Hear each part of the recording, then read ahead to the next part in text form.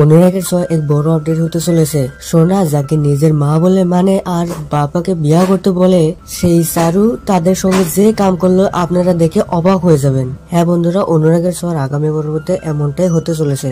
এর আগের এপিসোডে আমরা দেখছি যে চারুর লাগেজ এক্সচেঞ্জ হয়ে যায় দিবার লগে।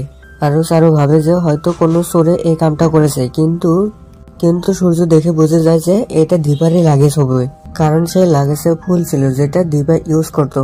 দিবাকে হারানোর 10 বছর হলেও এখনো সূর্য দিবাকে ভুলে দিতে পারে নাই। সূর্যের কথা শুনে সোনার খুব রাগ ওঠে আর রাগারাগি করতে থাকে, বলে যে তুমি ওই মহিলাটার নাম নিবে না। তখন সূর্য সোনাকে বুঝায় শান্ত করে আর ঘুমাতে নিয়ে চলে যায়।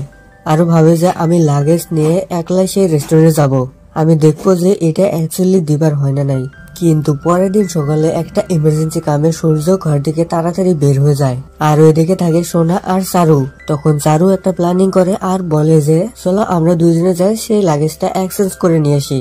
আর এটা বলার সঙ্গে সঙ্গে সোনা মানতে হয়ে যায়। তারপরে সোনা আর চারু সিধা রেস্টুরেন্টে যায় আর রিসেপশনে দেখা করে, যেখানে দিবা রেস্টুরেন্টে কাম করছিল। চারু এখানে রেস্টুরেন্টের ম্যানেজার বলে যে আমার লাগেজটা এখান থেকে এক্সচেঞ্জ হয়েছে। তখন দিবা এসে বলে যে হ্যাঁ আপনি ঠিকই বলছেন, ওটা এক্সচেঞ্জ আর কারোর সাথে নয়, আমার সঙ্গে হয়েছে। কিচেনে চারু আর দিবা একসঙ্গে কথা বলছিল, তখনই হঠাৎ করে সোনা চলে এসে আর দিবাকে দেখে সোনা অবাক হয়ে যায়। এখানে আর মেয়ে হলে মাকে দেখে জড়িয়ে ধরতো, কিন্তু সোনার মধ্যে ছিল বহুত অভিমান, কারণ ও 10 বছর ধরে মার থেকে দূরে ছিল। ও চুপ করে এসব দেখতে থাকে, আর দিবাও ওকে দেখে চিনে না যে এটা সোনা, তারই মেয়ে। এখানে ওদের ভাবসাব দেখে চারু বুঝে যায় এটাই দিবা যার কথা সূর্য বলছিল।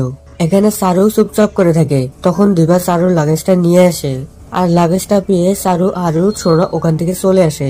এদিকে সূর্য বাড়ি এসে দেখে যে চারু আর সোনা লাগেজটা বদলি করে নিয়ে এসছে। তখন চারুকে সূর্য বলে যে আমাকে ছেড়ে কেন তোমরা চলে গিয়েছিলে? আমি বলছিলাম না যে আমি খুব তাড়াতাড়ি আসছি, আমি দেখতে চেয়েছিলাম যে এটা কার লাগেজ।